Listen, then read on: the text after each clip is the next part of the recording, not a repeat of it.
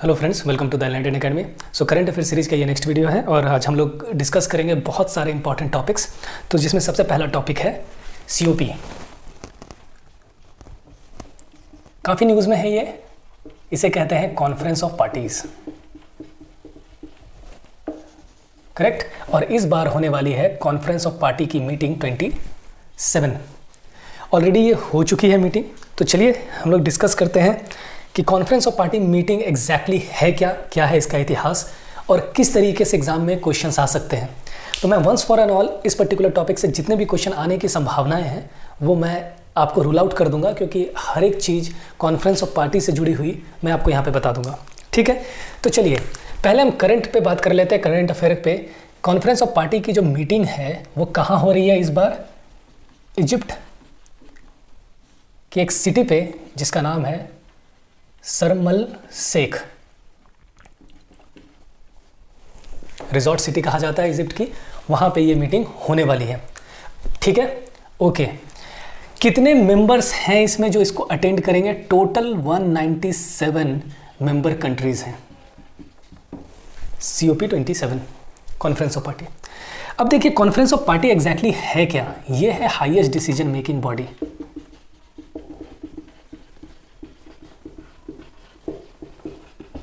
किस चीज़ की? Of United Nation framework, UNFCC। इसका फुल फॉर्म क्या है? मैं यहाँ पे लिख देता हूँ, United Nation Framework convention for climate change. ये एक फ्रेमवर्क है जिसकी हाईएस्ट डिसीजन मेकिंग बॉडी कौन है? Conference of party meetings. चलिए विस्तार से समझते हैं इस पर्टिकुलर टॉपिक को। देखिए क्लाइमेट चेंज आज पूरे समाज और पूरी दुनिया के लिए एक सबसे बड़ा प्रॉब्लम है।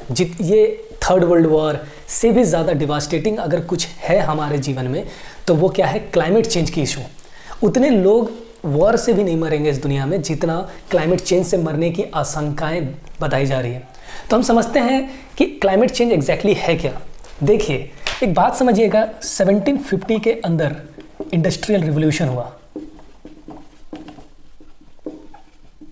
कहाँ? इंग्लैंड में। और ये इंडस्ट्रियल रिवॉल्यूशन धीरे धीरे करके 100 सालों तक पूरे यूरोपियन कंट्रीज में फैल गया, इंक्लूडिंग आप कह सकते हैं अमेरिका, कनाडा एटसेट्रा। बट इस इंडस्ट्रियल रिवॉल्यूशन से हमारे दुनिया में विकास तो बहुत हुआ, लेकिन उस विकास के साथ साथ प्रॉब्लम भी शुरू हो गई। किस चीज़ की? क्लाइमेट चेंज की। तो क्लाइमेट चेंज एग्जैक्टली है क्या?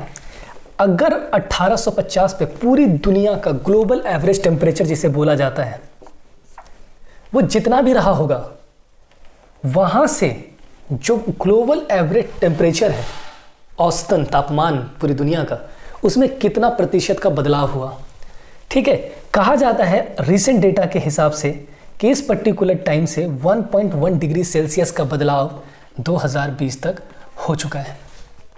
और ये भी कहा जाता है कि अगर ये 2 डिग्री सेल्सियस ये बदलाव अगर हो जाएगा तो पूरी दुनिया की 50% ऑफ द जो आबादी है या शहरें हैं वो पानी के अंदर डूब जाएगी। क्यों? क्योंकि टेम्परेचर बढ़ेगा तो जितने भी समंदर में ग्लेशियर हैं, आइस प्रेजेंट है, वो पिघलने लगेंगे और पिघलने के कारण वाटर लेवल ऊपर आ जाएगा, जिसमें बहुत सारे शहरें और दुनिया समुद्र तट के किनारे पे बसा हुआ है। इंडिया में की बात करें तो लाइक मुंबई, वो भी डूब जाएगा। और सिर्फ ये शहरों की डूबने की बात नहीं है, इससे हज़ारों समस्याएं और उत्पन्न हो रही है। जैसे फ्रीक्वेंट फ्लड्स आ रहे हैं, कहीं पर भी बारिश हो रही है, क्लाउड बर्स्ट हो रहा है, साइक्लोन देखने को मिल रहे हैं, हीट वेव्स देखने को मिल रहे हैं पूरी दुनिया में। ये सारी प्रॉब्लम इस क्लाइमेट चेंज की वजह से हो रही है। तो इस क्लाइमेट चेंज इतना बड़ा मुद्दा हो गया है कि आप देखिए जब 1.1 degree Celsius global average temperature बढ़ चुका है, ऐसी सिचुएशन में पूरी दुनिया में जो हमारा सीजन्स है वो एब्रप्ट सा हो गया है, अजीबोगरीब तरीके से हो गया। कहीं पे भी बारिश हो रही है, कहीं पर भी फ्लड्स आ रहे हैं, भूकंप के झटके देखे जा रहे हैं, ज्वालामुखी फट रही है, सूखा पड़ जा रहा है, ये सारी चीज़ें हो रही है। और ये सिर्फ क्यों हो रहा है? इस क्लाइमेट चेंज की वजह से। और कहा जाता है कि अगर 1.5 डिग्री सेल्सियस से भी ज़्यादा टेम्परेचर अगर बढ़ जाएगा पूरे संसार में, तो ये एक नई मुसीबतों को जन्म देगा, क्योंकि आप देख रहे हैं कि इसी टेम्परेचर पे इतनी प्रॉब्लम्स हम देखने को मिल गए। इसके बाद जो जिस तरीके का कोविड-19 जैसे वायरसेस आए हैं, कोरोना वायरसेस, उसी टाइप से हज़ारों लाखों वायरसेस और आएंगे, ऐसा स्टडीज़ बताती है। क्यों? क्योंकि आइस में जमा बहुत सारे वायरसेस वहाँ पे हैं, आज अपने होस्ट के साथ जिंदा है। लेकिन जब ये आइस पिघल जाएगा तो पूरा मरीन इकोसिस्टम जो है, जहाँ से वायरसेस उत्पन्न होकर के एक जगह से दूसरी जगह जाएगी, और पूरी दुनिया इस चीज़ के लिए तैयार रहे कि बहुत सारे ग्लोबल पैंडेमिक्स आ सकते हैं। ये सारी समस्याओं को कौन डिस्कस करता है? ये सारी समस्याओं को डिस्कस करने के लिए जो बॉडी बनी है, उसी बॉडी को हम क्या कहते हैं? Conference of party. बट ऐसा नहीं है कि इसकी उत्पत्ति अचानक से हो गई इस बॉडी की। देखिए, ह्यूमन इन्वायरमेंट कॉन्फ्रेंस 1972 में बनाई गई, क्योंकि उससे पहले क्लाइमेट चेंज जैसी चीज़ के बारे में बात ही नहीं होता था। लेकिन 1972 में पहली बार पूरी वर्ल्ड की कम्युनिटी को ऐसा लगा कि क्लाइमेट चेंज एक बहुत बड़ी समस्या है जिससे हमें लड़ना पड़ेगा, और उस चीज़ को लड़ने के लिए 175 कंट्री मिलकर के ह्यूमन इन्वायरमेंट कॉन्फ्रेंस 1972 बनाए। और यही ह्यूमन इन्वायरमेंट कॉन्फ्रेंस आगे चल करके कुछ मीटिंग्स कंडक्ट करते हैं, जिसमें से एक इम्पॉर्टेंट मीटिंग थी जो रियो में हुई थी, जिसे कहा जाता है रियो अर्थ समिट, और ये हुई थी आपको 1992 में। इसी मीटिंग का ये हिस्सा है जहाँ पे लोग जमा हुए, और इस रियो अर्थ समिट में 3 चीज़ें निकल करके आई, 3 बड़े बड़े कन्वेंशंस निकल करके आए, जिसमें से पहला कन्वेंशन था जिसके बारे में हमने आपको बता दिया है, United Nation Framework Convention on Climate Change. दूसरा जो निकला था वो था United Nation Convention to Combat Desertification, correct, United Nation Convention to Combat Desertification. और थर्ड था United Nation Convention on Biological Diversity, biology. ये 3 इंपॉर्टेंट कन्वेंशंस निकल करके आए, और ये पर्टिकुलर कन्वेंशन 1994, एग्जैक्ट तारीख भी मैं बता देता हूँ आपको, 1 मार्च 1994 में इसे अडॉप्ट कर लिया जाता है, रेटिफाइड कर लिया जाता है बहुत सारी कंट्री के, और यहीं से ये ऑपरेशनल हो जाती है। और इसी कॉन्फ्रेंस फ्रेमवर्क के अंदर कॉन्फ्रेंस ऑफ पार्टी को गठित किया जाता है, करेक्ट, 1994 से ये आ जाती है। और इसी समय से शुरू हो जाती है COP meeting, conference of party meeting, और पहली COP होती है कहाँ? बर्लिन में, जर्मनी, करेक्ट। टाइमलाइन आप समझ रहे हैं। और इसी तरीके से धीरे धीरे चल करके COP3, जो इंपॉर्टेंट COPs है मैं उसके बारे में आपको बता रहा हूँ, ये होता है क्योटो में, जापान। और यहीं पे आपने सुना होगा क्योटो प्रोटोकॉल अडॉप्ट किया जाता है। और क्योटो प्रोटोकॉल अपने आप में बहुत इंपॉर्टेंट था, क्योंकि 2005 से लेकर के 2015 तक के लिए एक एग्रीमेंट बना था, क्योटो प्रोटोकॉल, क्योटो एग्रीमेंट। और उस एग्रीमेंट के तहत ये था कि सभी डेवलप्ड कंट्रीज़ को, ये लीगली बाइंडिंग थी, सभी डेवलप्ड कंट्रीज़ को कार्बन एमिशन को रिड्यूस करने के लिए कदम उठाने पड़ेंगे। और इस 10 सालों में उन्हें अपने कार्बन एमिशन जो वो प्रोड्यूस कर रहे हैं उनकी इंडस्ट्रीज़ को कम करना पड़ेगा, और हमें ग्रीन टेक्नोलॉजी और ग्रीन एनर्जी पे ज़्यादा फोकस करना पड़ेगा। बट ये किसके लिए थी? ये थी डेवलप्ड कंट्रीज़ के लिए। अब आप सवाल पूछेंगे कि डेवलप्ड कंट्रीज़ ही क्यों, उनके लिए ये क्यों था? आप देख रहे हैं कि जो इंडस्ट्रियल रिवोल्यूशन के टाइम पे सबसे ज़्यादा क्लाइमेट को इम्पैक्ट किया गया था, वो उन डेवलप्ड कंट्री के द्वारा किया गया था, क्योंकि उन्होंने इंडस्ट्रीज़ लगाई थी, उन्होंने इतना ज़्यादा हेवी इंडस्ट्री लगाई, हर जगह मॉडर्नाइजेशन हुआ, टेक्नोलॉजिकल एडवांसमेंट हुए, और उन्होंने ये कंट्रीब्यूशन किया था। बाकी कंट्रीज़ तो अभी आज़ाद भी नहीं हुए थे, धीरे धीरे धीरे अपने पैरों पे खड़ा होकर के और इंडस्ट्रियलाइजेशन और टेक्नोलॉजी की तरफ बढ़ रहे थे। तो उनका कोई कंट्रीब्यूशन नहीं था। जितने भी डेवलपिंग कंट्रीज़ हैं लाइक इंडिया, इनका तो कोई कंट्रीब्यूशन नहीं है इस क्लाइमेट चेंज में। तो वो लोग क्यों अभी अपनी जिम्मेदारी लेंगे? क्योंकि अभी तो उनको ग्रो करना है, और वो लोग ऑलरेडी ग्रो कर चुके हैं, तो वो लोग अपना रिड्यूस करें और धीरे धीरे करके आगे बढ़ें। आई होप आपको यहाँ तक चीज़ें तो क्लियरली समझ में आ गई होगी। ठीक है, अगर यहाँ तक चीज़ें समझ में आ गई है तो हम आगे बढ़ते हैं।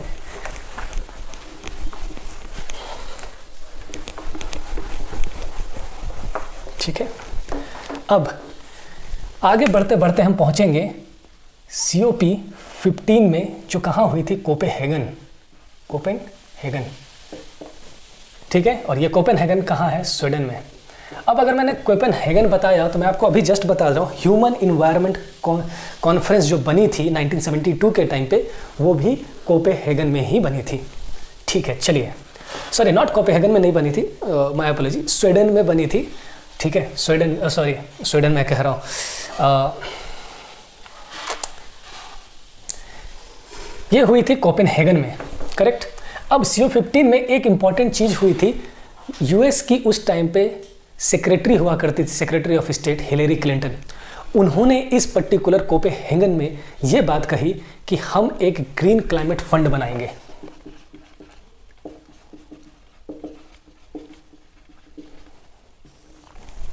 करेक्ट। और ग्रीन क्लाइमेट फंड का काम क्या होगा, $100 बिलियन एवरी ईयर दिया जाएगा, किनको, उन कंट्रीज को जिसने क्लाइमेट चेंज में किसी भी तरीके का कंट्रीब्यूशन नहीं किया और सबसे ज़्यादा अफेक्टेड है, वल्नरेबल है, जैसे कि छोटे छोटे आइलैंड नेशंस। तो हर साल उनको ये पैसे ट्रांसफ़र करेगी, कौन करेंगे, डेवलप कंट्रीज। तो हिलेरी क्लिंटन ने 40 डेवलप्ड कंट्रीज़ के बिहाफ पे ये प्रॉमिस किया, और यही आगे जा करके जब कांकन समिट होती है COP16, वहाँ पे ये ग्रीन क्लाइमेट फंड बन करके निकल करके आता है। अब हर साल ये था कि 2020 से ले करके आने वाले समय में हर साल $100 बिलियन देना पड़ेगा। अब आप ये पूछेंगे कि $100 बिलियन क्यों डेवलप्ड कंट्री को मोबिलाइज करने हैं, इसलिए क्योंकि उनकी वजह से आज ये खतरे में है, क्योंकि ग्लोबल वार्मिंग सिर्फ एक कंट्री की समस्या नहीं है, और उन कंट्रीज़ को अभी इस क्लाइमेट चेंज से लड़ने के लिए फंड की रिक्वायरमेंट है, like solar energy, electric vehicles etcetera etcetera. तो उनके लिए चाहिए पैसे, और वो इतने डेवलप नहीं है क्योंकि उनके पास इतना पैसा है। तो उसके लिए आपको चैनलाइज करना है कि वो भी क्लाइमेट चेंज में पार्टिसिपेट कर सके, मतलब क्लाइमेट चेंज को कॉम्बैट करने में पार्टिसिपेट कर सके, इसलिए $100 बिलियन देते रहना है।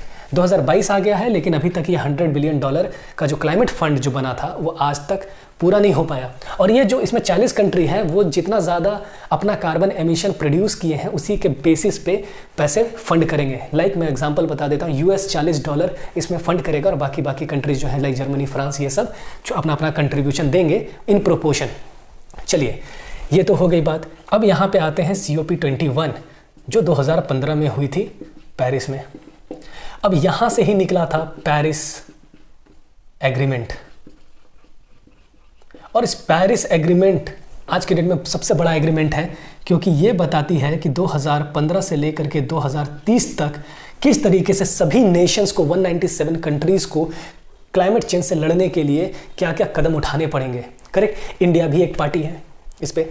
तो यहाँ से निकला था INDC का कॉन्सेप्ट, जिसमें कहा गया इंटेंडेड नेशनल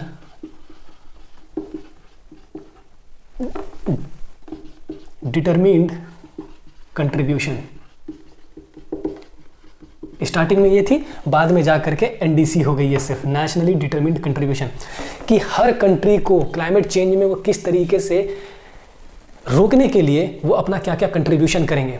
जिस तरह से इंडिया ने बताया कंट्रीब्यूशन कि हम 2070 तक नेट जीरो हो जाएंगे, US ने भी कहा हम 2050 तक नेट जीरो हो जाएंगे, बाकी यूरोपियन यूनियन ने कहा कि US ने 2060 कहा, यूरोपियन यूनियन ने कहा हम 2050 तक नेट जीरो हो जाएंगे, मतलब किसी भी तरीके की कार्बन एमिशन हम करेंगे ही नहीं, और हम अपने एनर्जी सोर्सेस को कन्वेंशनल एनर्जी सोर्सेस से हट करके हम ग्रीन पे जाएंगे, like solar power, wind power, electric vehicle etcetera, इन सब चीज़ों पे हम मूव करेंगे। तो सभी ने अपने अपने डिटरमिन्ड गोल्स बताए हैं कि कितना कितना समय में हम क्या क्या करेंगे, और 2030 तक हम कितना कंट्रोल कर सकते हैं। जैसे इंडिया ने डिसाइड करा है कि 500 गीगावाट ऑफ एनर्जी वो प्रोड्यूस करेंगे नॉन फॉसिल फ्यूल से, ये एक उनका कंट्रीब्यूशन है। 1 billion ton of the carbon emission को रिड्यूस कर देंगे 2030 तक।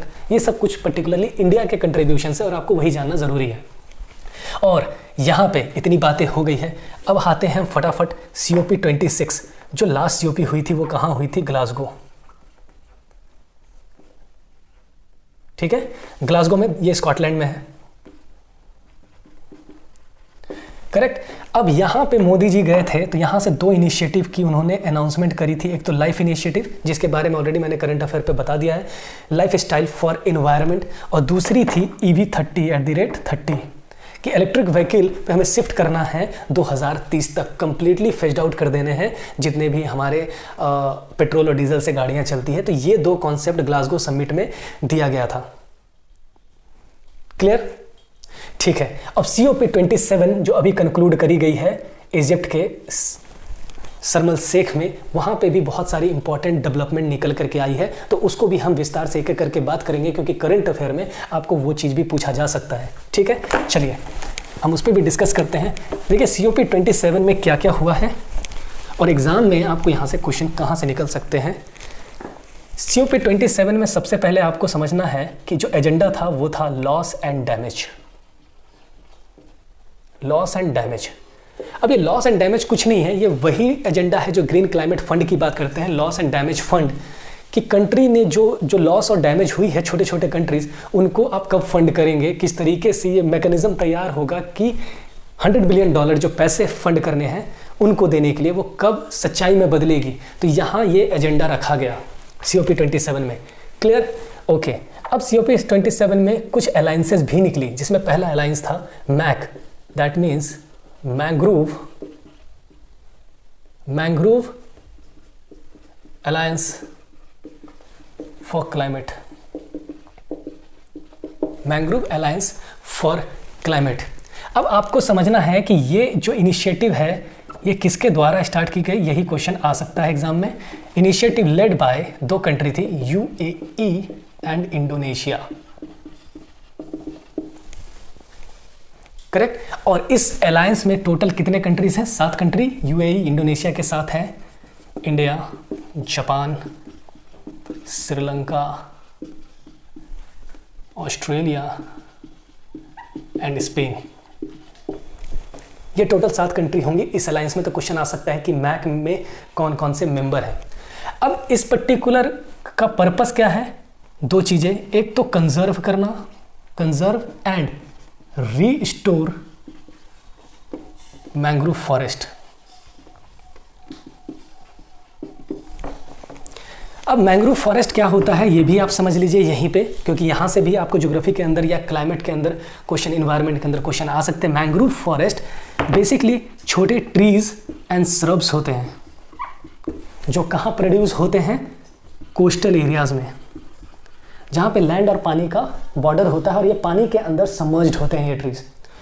बट ये अपने आप में बहुत ज़्यादा इम्पोर्टेंस रखती है, रीज़न बीइंग क्योंकि ये अपने आप में आप कह सकते हैं, इसे कहा जाता है मैंग्रोव फॉरेस्ट को नेचुरल आर्म्ड फोर्सेस।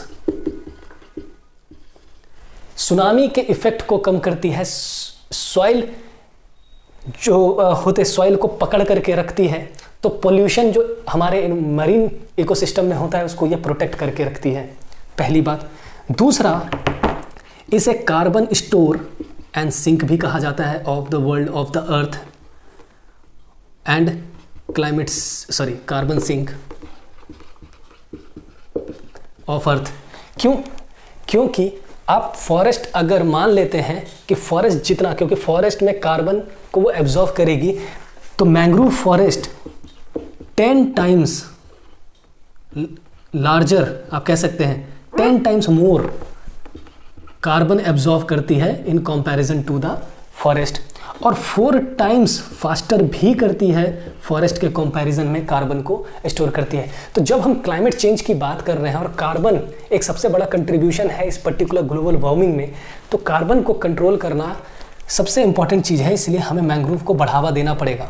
एक एस्टिमेट के अनुसार, यूनाइटेड नेशन के ही एस्टिमेट के अनुसार 600 स्क्वायर किलोमीटर के आसपास, मिलियन स्क्वायर किलोमीटर के आसपास अब मैंग्रोव फॉरेस्ट खत्म हो गए हैं।